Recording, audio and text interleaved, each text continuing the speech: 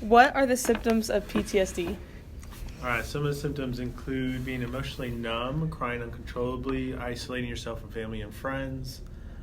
Very much the same things that you see in The Catcher in the Rye with Holden Caulfield.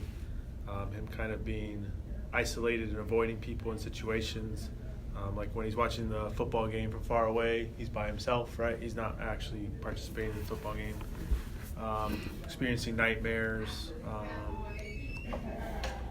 Having vivid memories of whatever caused the emotional trauma. How long does PTSD normally last? PTSD can last pretty much your entire life if you don't get it treated correctly. They do see a lot of veterans come home after war with PTSD, and a lot of them will become homeless because they can't really adjust to normal life, and they experience this and they never get help for it. So it could last pretty much until you pass away. Are there any specific tests given for someone to be diagnosed with PTSD?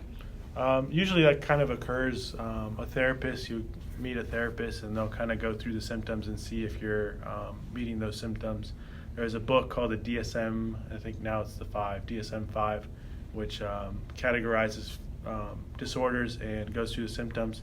So if the psychologist, the therapist kind of decides that you have PTSD, then that's your test. But there's no official multiple choice test for that. It's just kind of what the psychologist would say. Do children react differently than adults? Research has shown that adults and children both kind of experience post-traumatic stress disorder the same way. If you are a child, obviously kind of your emotional intelligence, emotional abilities, stability is not quite the same as an adult, so they can be affected more by this kind of stuff. They've seen a lot of children that are affected by, let's say, child abuse at the age of 6 or 7 will eventually turn into child abusers. That traumatic experience is kind of affecting them throughout their lives, just like adults would be from war or something else. What are some effective ways to treat PTSD?